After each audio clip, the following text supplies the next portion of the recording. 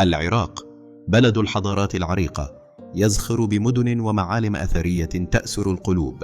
تخيلوا معي مدينة بابل، حيث كانت الحدائق المعلقة إحدى عجائب العالم السبع تزين سماءها.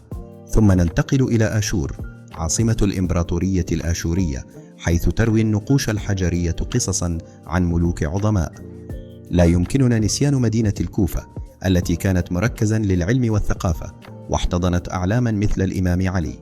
أما عن المعالم السياحية فهناك مدينة سامراء بمئذنتها الملوية التي تعكس عبقرية العمارة الإسلامية.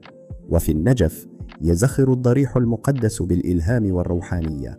كل زاوية في العراق تحمل تاريخا غنيا وثقافة عميقة تجعل من زيارة هذه المدن تجربة لا تنسى.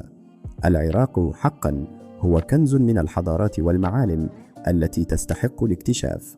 وفي نهاية الفيديو اشترك بالقناة إذا كنت من محبي الحضارة وتاريخ العراق ليصلك كل ما هو جديد.